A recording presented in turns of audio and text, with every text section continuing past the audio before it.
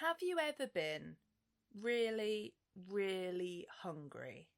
You're listening to Casting Lots, a survival cannibalism podcast. I'm Alex. I'm Carmela. And now let's tuck into the gruesome history of this ultimate taboo.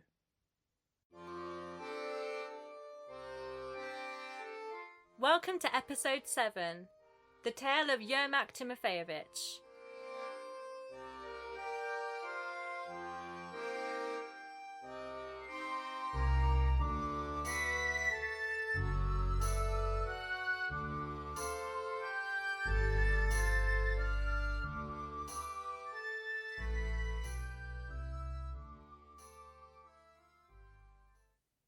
Alex. Hello. You know how I'm fond of stories that are difficult to authenticate? Is this a Carmela classic? I would love to introduce you to a gentleman called Yermak Timofeyevich. Hello, Yermak Timofeyevich. He's a river pirate, a Cossack leader, and a folk hero. Did he actually exist? Yes. He was a man of colossal strength, broad-shouldered and compact, with a flat face, sharp brown eyes, and curly black hair. That was that. Beautiful. Plus, a brave, intelligent, and humane conqueror who crossed the Urals to subdue the pagan natives for the greater glory of God and Muscovy. His spectacular victory for the church and general derring-do transformed him into a figure of story and song, a 16th century Russian King Arthur. I was wondering if he was a bit of a Robin Hood, so I'm also picturing him from his description solely because of his very flat face. You know when children draw faces on wooden spoons?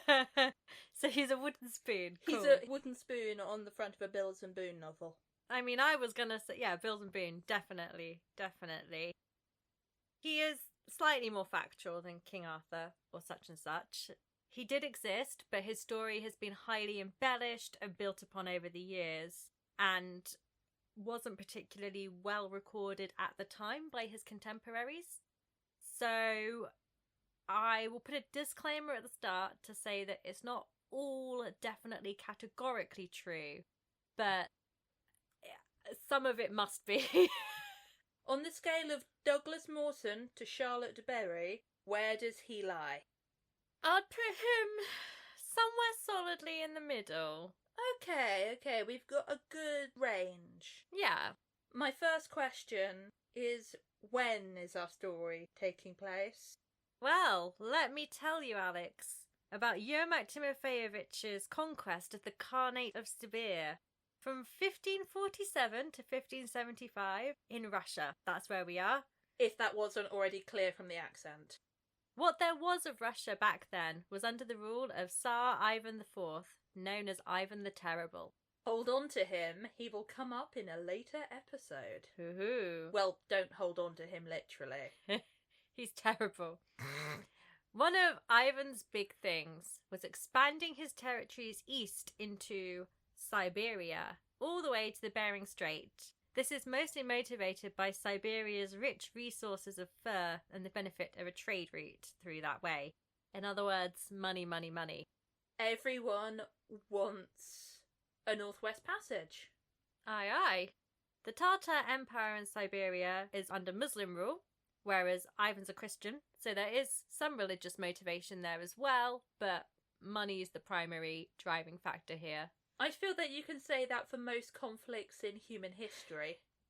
Money and religion. Money and religion. Yep. First step in Ivan's project. One foot in front of the other all the way to Siberia. Yes. Was to topple the Tatar Khanate of Kazan in 1552, which was the best entryway to Siberia. After that, the main barrier to his success being the complete domination of Siberia for Russia, not much, was the Khanate of Siberia, which is where the word Siberia comes from. This is based on the other side of the Ural Mountains, and the Siberian Khanate is a feudal society ruled by Khan Kachum. His subjects include his own Tatar people, as well as Khanty and Mansi tribes, and again, it's a Muslim society, so the religious tension's still there. After the fall of Kazan, Ivan appoints a wealthy merchant family, the Stroganovs, presumably inventors of beef stroganoff, but I can't verify that because I haven't Googled it. Human stroganoff, surely, given the direction that this is going. Towards the Bering Strait. East. East. The Stroganovs are appointed to head up the eastern frontier in the Perm territory. Ivan can't really afford to bankroll the expansion into Siberia himself, so this is a mutually beneficial agreement where the really rich merchant family can do it for him, and in return they leased 3 million hectares of uninhabited lands, black forests, wild rivers and lakes, and uninhabited islands and marshlands. When they say uninhabited, they don't mean uninhabited though, do they? Oh, probably not, no. So, what are they going to do with their new power and responsibility? Good. Yes, of course. Definitely. Let's go back to our friend Yermak. Hi, Yermak. Very little is known of the early life of Yermak or Yermak Timofeyevich. He was born between 1532 and 1542. It's said that his grandfather was a renegade serf, formerly a coachman from around Moscow, who ran away to the banks of the Volga River to join the Cossacks. I really thought that was going to be join the circus.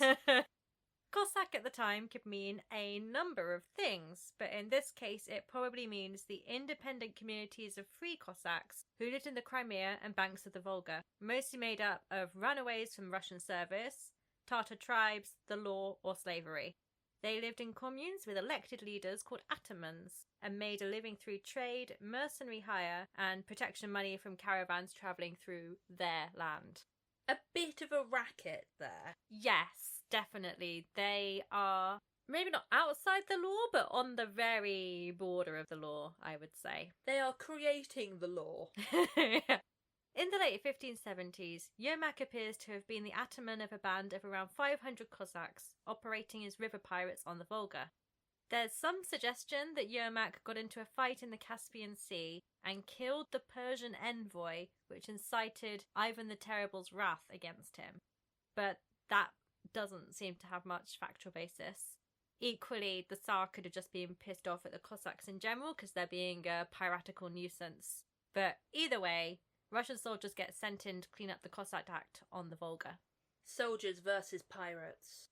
So when you were talking about Charlotte de Berry, I mean, Yermak flees into the eastern frontier, and he and his merry men make themselves known to the Stroganovs, who decide to employ them to protect their possessions against attack from the Tatars and other Siberian peoples. See, that feels a bit like it could then piss off Ivan the Terrible.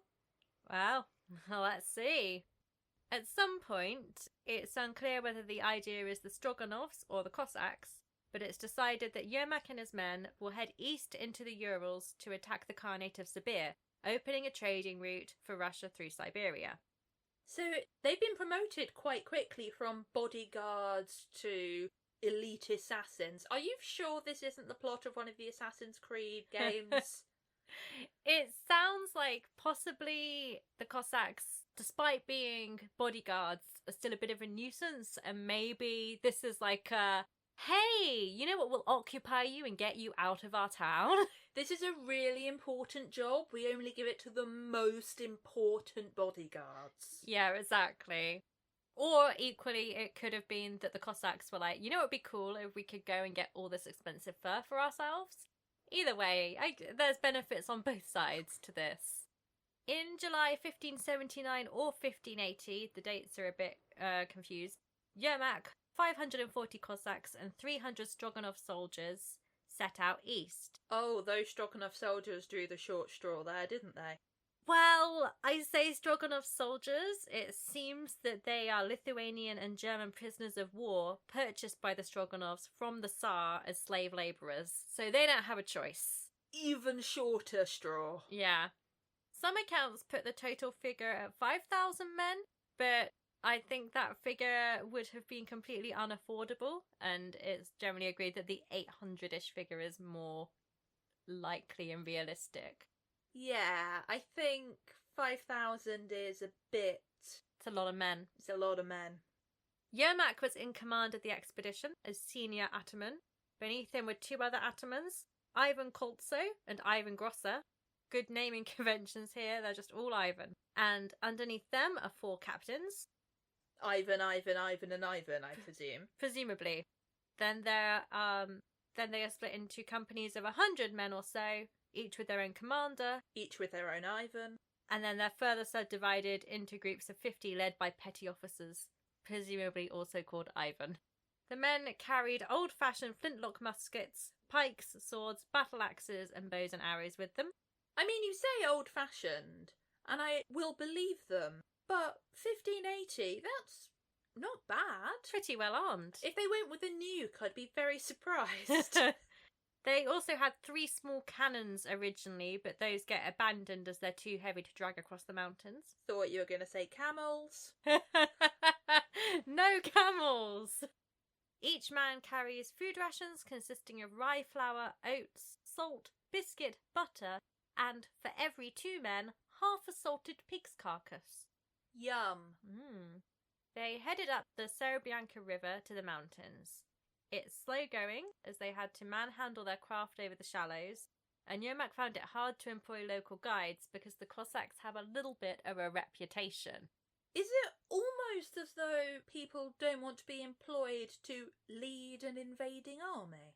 It's partly that. It's also that the Cossacks just are really rough and ready and will be known as being the kind of people who are going to come beat you up, murder your family, burn your village down, whatever. And you're not going to want to work for them if you can help it, right? Regardless of what you're helping them to achieve. It probably wouldn't do much for your reputation. For your, I thought you were going to say for your career path. For your street cred. Also, I know this is a really obvious thing to point out, but when is this happening? When you say it's 79 to 80, are we assuming that that's over winter? This is just before winter. They head out in July. I mean, the weather's still going to be shit. I'll tell you all about the weather shortly. I promise. I won't forget to tell you about the weather. The Cossacks do run into some trouble as well. One patrol even get attacked by a band of Mansi men. Cold weather hits as Yermak and his men climb up the western slopes of the Urals, and they're forced to build a camp to overwinter. There we go. I knew we were going to have problems. What do they say? Never invade Russia in the winter, even if you are Russia. The Urals were the eastern frontier, not only of Russia, but of Christian Europe. The western slopes where they're overwintering see annual snow depth averaging 35 inches. Fucking hell. And in January, the average temperatures range from minus 21 Celsius to minus 15 Celsius, depending on where in the range you're positioned. So it's not the Arctic, but it's still pretty cold. A bit nippy, I'd say. They're going to be chilly on the mountains. It's okay, they've got half a pig's carcass. That'll last. Now, Yermak and the men would also have heard stories of the Siberian Samoyeds who live in the mountains, who are known as self-eaters. It's said that they turn to cannibalism to survive in the winter. Oh no, who could ever think of such a thing? If a visitor arrived in their camp, it was said that they either devoured him, or, if they liked him, they'd kill their own children and serve it to him as a banquet. Definitely true. They either ate him or didn't eat him. Something you can say about all human interaction. You ate them or you didn't eat them. It doesn't... I'm not wrong. No. It doesn't appear that Yermak actually encounters any Samoyed cannibalism in his journeys.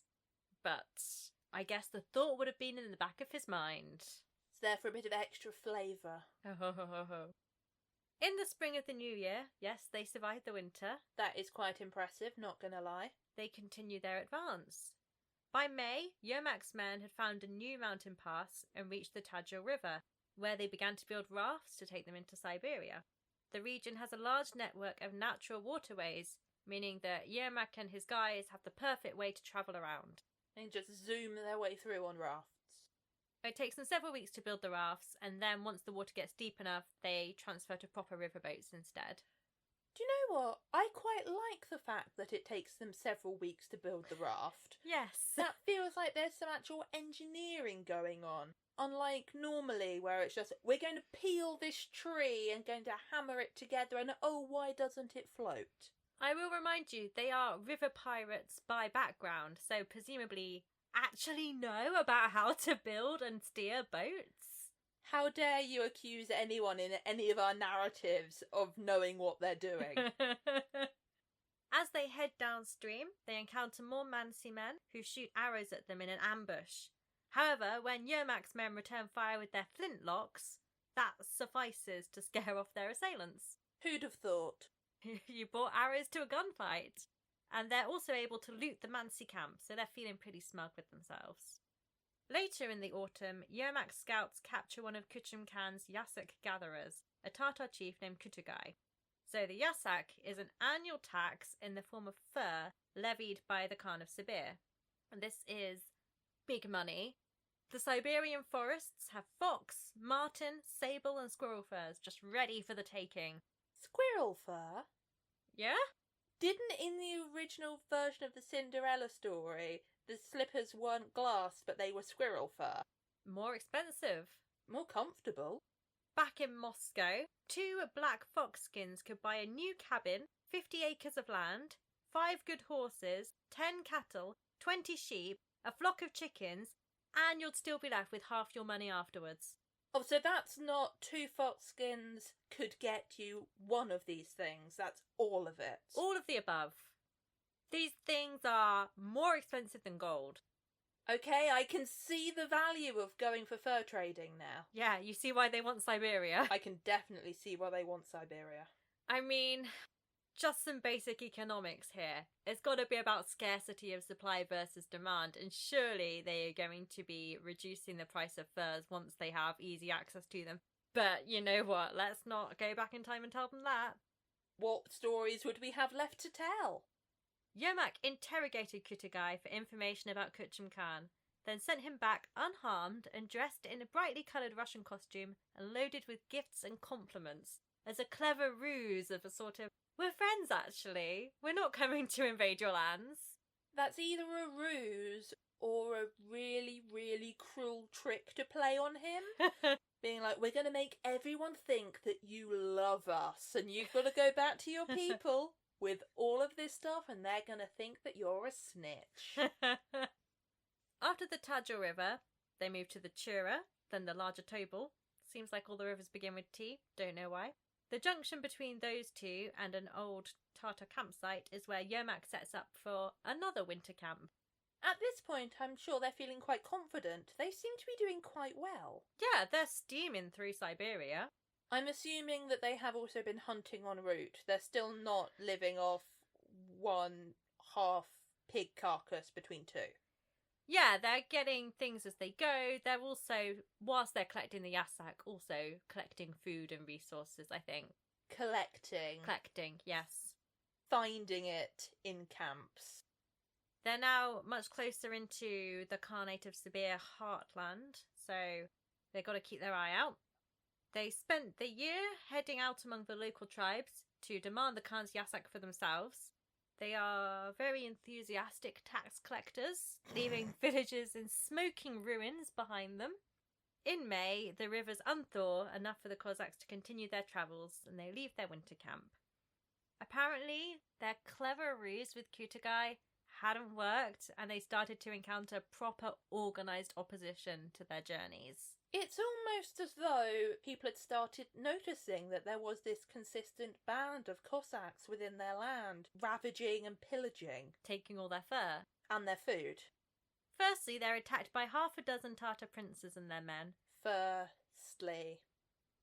I was making a joke about fur. Oh. God. Firstly. Boo. They're attacked by 6 Tartar princes and their men, who they defeat after a skirmish, and then again they run into more Tartar men at the hamlet of Berezov, where they're ambushed from birch trees on the riverbank.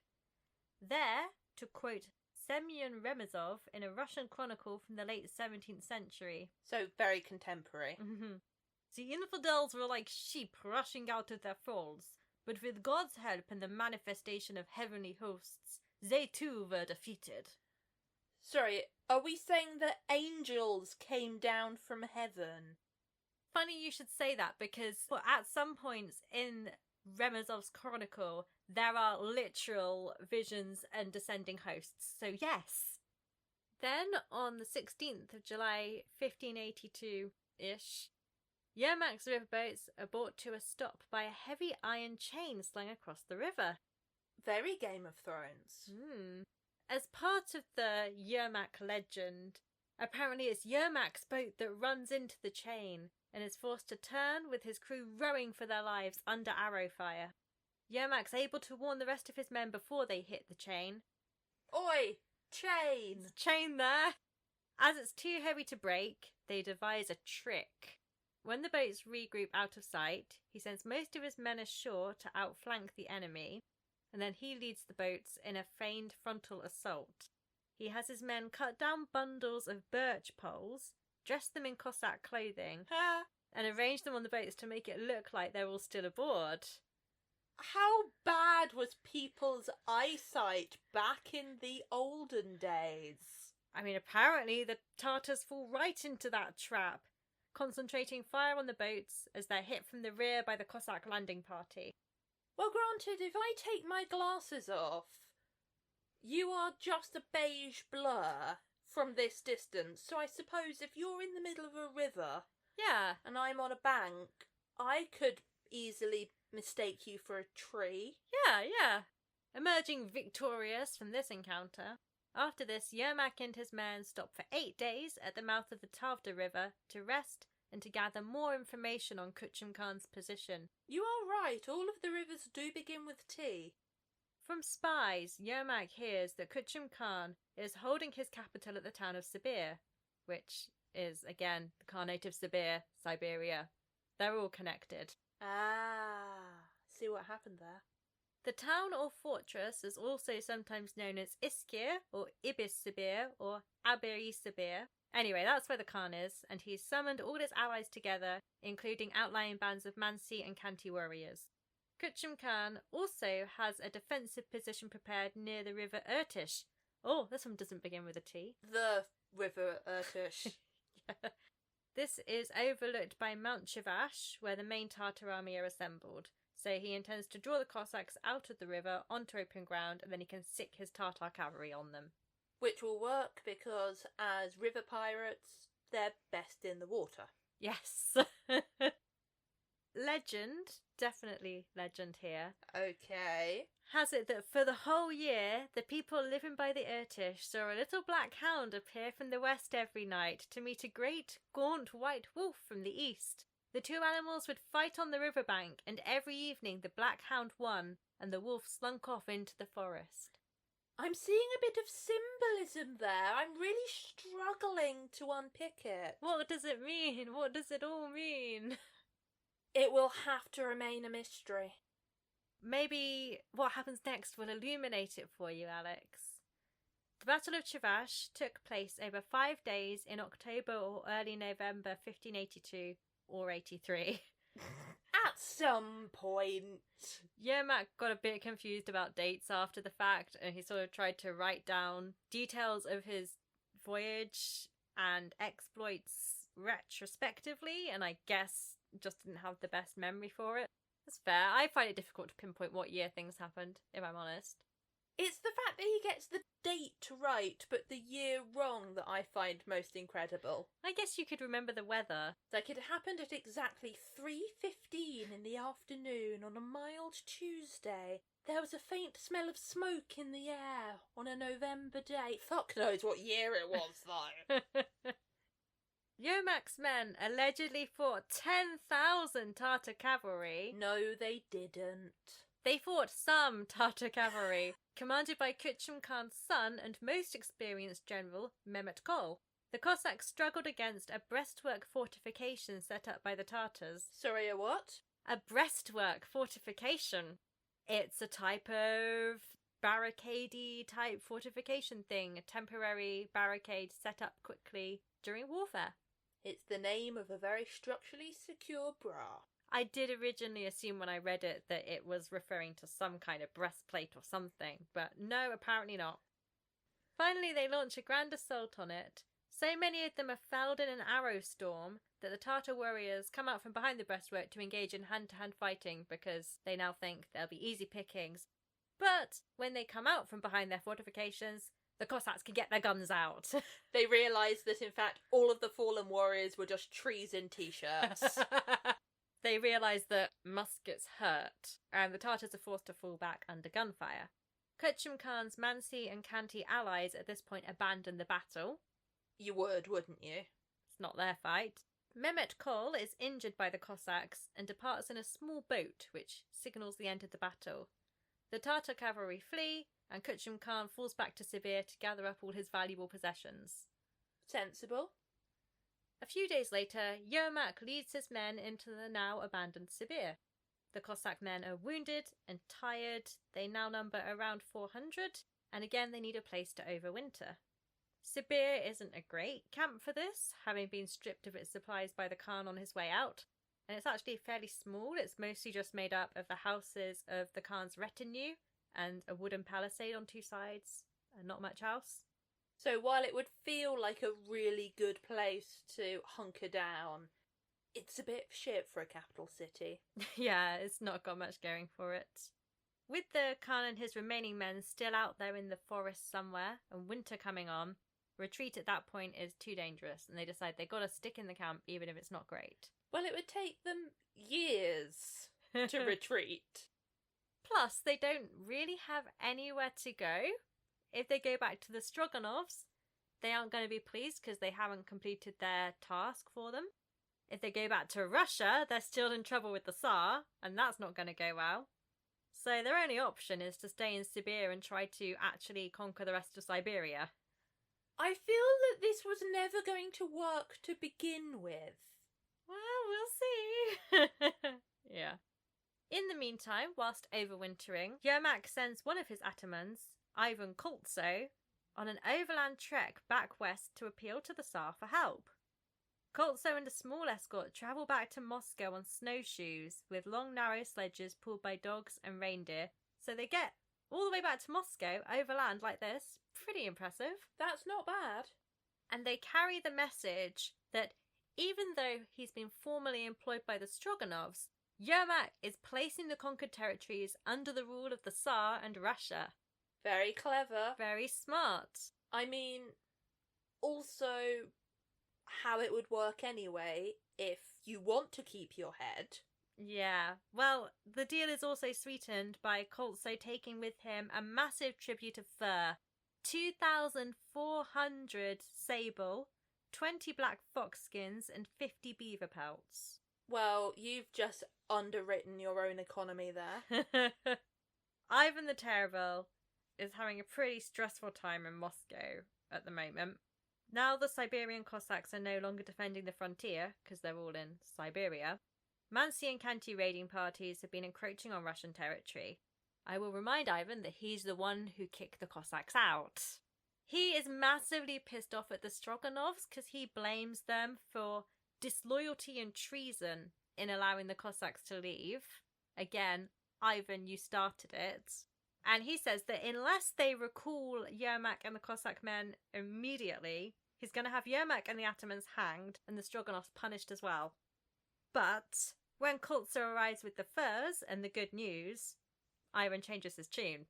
Suddenly it's not so bad that the Cossacks are out in Siberia. Suddenly the Cossacks are no longer nuisance criminals, they're loyal empire builders for Russia. To celebrate, the church bells of Moscow are rung, special prayers of thanksgiving are offered, and alms are given to the poor of Moscow. Alms are given to the poor? Is this where the cannibalism starts? Alms! I'm just saying we've not had any cannibalism yet. We'll get there. The Cossacks are paid and lodged by the Tsar, and Yermak and the lads are granted a full pardon for when they do return. If they return. Ivan the Terrible decides to send a force of Russian infantrymen under a military governor to relieve the Cossacks, along with gifts for Yermak, a silver cup, 2 suits of body armour, and a fur coat taken from his own back, by which I mean a coat that he was wearing rather than a coat made of back hair. I think. I mean, I was going to say that surely more helpful gifts would be food, troops, and supplies, but what do I know? He's sending troops. Now, Yermak has also been having a stressful time in Siberia. No. Finding food is a big struggle for the Cossacks. Their tactic has been to extract what they need by force from the local tribes. If the tribes refuse to hand over the food or to pay Yasak, the Cossacks beat them up or shoot them to maim, and they have built up a pretty bad reputation in the area because of that. I can't imagine why that's caused an issue. On top of this, Kuchum Khan's men were largely nomadic anyway, so the loss of their capital city hasn't really hurt them that much. As we've established, it's not the best capital city, it's basically just like a couple of huts, right? The Tartars are always hovering around threateningly, waiting to pick people off. The now recovered Mehmet Kol and his men kill a party of around 20 Cossacks fishing at Lake Abalak. Yermak speedily sends 60 Cossacks to find Mehmet Kol's camp. They attack it at night, take him prisoner, hoping to use him as a hostage against Kuchum Khan. That seems like quite a sensible idea. The Khan doesn't really seem to care, refuses to negotiate, so Yermak sends Mehmet Kol to Moscow in chains. Later on, Mehmet Kol swears allegiance to the Tsar and eventually becomes an officer in the Russian army, so he seems pretty happy with this. Well, I suppose if your own father is just like, oh well, fuck him. Yeah. And I was fully expecting the Cossacks just to kill him outright, so he does quite well out of it. The Tsar's reinforcements arrive in Sibir in the autumn of 1584, I think. Probably. By then, the Cossacks had subjugated most of the local tribes, but were still struggling with Kuchum Khan and the Tartars. And the Russians' arrival is not a quick fix. In fact, it makes things worse, because they arrive just before winter. Are there suddenly more people, but strangely no more food? Yes, I would say that's exactly what's happened. Or are they the foods? Despite having been able to store up some provisions from hunting and fishing, and some trade with local people, Trade. the Russians exhausted their provisions and many starved to death. Scurvy breaks out. And yes, here we are. The survivors turn to cannibalism. Finally. I'm afraid that's all the detail I have on the cannibalism. This is when it happens and this is why it happens. I have nothing further to say on the cannibalism. I'm sorry. But cannibalism happens. What comes next? In the spring of 1585, almost certainly 1585, Yermak and 50 Cossacks set out south to locate new tribes to subjugate and to collect more Yasak. Instead, he ends up being located by the enemy. On the night of the 6th of August, Yermak makes camp on a small island near the mouth of the Varga River, and there he's attacked by Tartar warriors. Most of the Cossacks are massacred before they can even wake up properly. Yermak manages to smash through the Tartar ring, and then, the story goes, he runs for safety to the Cossack boats, tries to leap onto one from the riverbank. However, he falls short, and he's wearing his fancy new suit of armour that Ivan the Terrible sent to him. The weight of it drags him down into the water where he drowns. That is not a very glorious end to a folk hero. His body's found a few days later by a Tartar boy fishing in the river, and legend has it that the Tartars strung it up to use for target practice. But when their arrows struck him, the wounds bled fresh blood. And on seeing this, awed, they decided to bury him respectfully and hold a feast in his honour. His grave is declared a sacred place, and a ghostly blue light flickers over it every night. 100% true. When the Cossacks hear of Yermak's death, they retreat over the Urals back to Russia proper. On the way, they meet a second Russian relief army, and so decide, actually, let's try Siberia once more. Oh, I'm sure that was entirely their choice. Thanks to Ivan Koltsov's impressive fur gift, Russia is struck with fur fever, and Russian adventurers start flooding across the Urals to claim some of the wealth for themselves. They want a slice of the pie. The action, what's the saying? They want a slice of the fur. Behind them come government agents to build garrison posts on the waterways, formally placing Siberia in Russian control. After his death, Yermak's legend grows and grows, with fun details being added through the ages, such as how, when his brigade came to the place that would become the town of Tobolsk, they saw an unearthly city rising before their eyes, with fine houses and a multitude of church steeples, and even heard the ghostly church bells ringing in muffled joy. Some posthumous accounts even place him retroactively at the capture of Kazan in 1552, that pivotal moment in Ivan the Terrible's reign and a big win for Christianity. So of course Yermak had to be there, even though he was a river pirate at the time. But he was so inspired by the success of Christianity across Russia that he just had to spread it further with the help of the angels. Yes. Interpretations begin to emerge stressing the role of the church in the conquest of Siberia. Yermak becomes this holy crusader bearing religious icons as he rides into battle. This, of course, enhances the church's reputation if they can claim they're the ones who got all that fur. This appears to be bullshit, of course. Yermak and his men showed no inclination to destroy the religious sites of the people they conquered, and there are even reports of Yermak consulting with a shaman for advice on his route. So I don't know about that good Christian faith that Yermak totally had. I mean, very good Christian faith to maraud and steal and fight and cannibalise. He features in many folk songs, folk art, stories, and his legend just grows and grows without the cannibalism. That is a bit of a shame that the cannibalism doesn't feature more heavily, especially with such an ignoble end. He tried to run away. I'm like, come on, we can feature the cannibalism a bit further. Maybe there could be some hubris there, or maybe it could be a Jesus thing. Oh, could be a Jesus thing. The church do support a bit of cannibalism. We've seen this in other cases. We've got a new way for the myth to flourish. And we're starting that tradition now. You heard it here, folks. Yermak the cannibal. Patron saint of Russia. Anyway, that's the story of the conquest of Siberia, and also some cannibalism that happened along the way. All the best journeys have a little bit of cannibalism.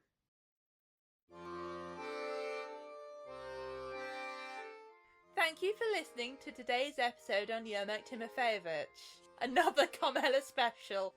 Join us next time for the Russians, the Polish, and the Great Kremlin Siege of 1612.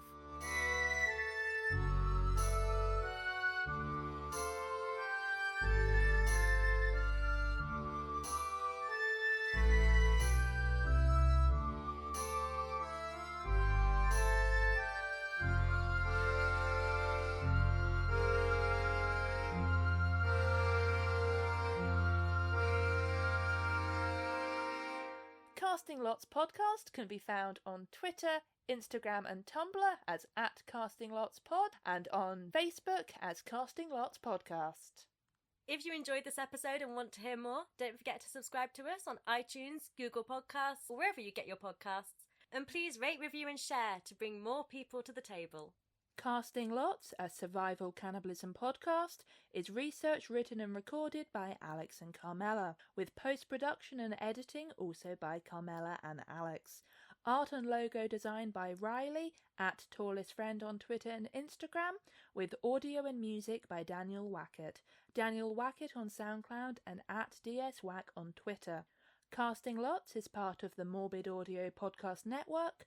Search #MorbidAudio on Twitter, and the network's music is provided by Michaela Moody, Michaela Moody 1 on Bandcamp.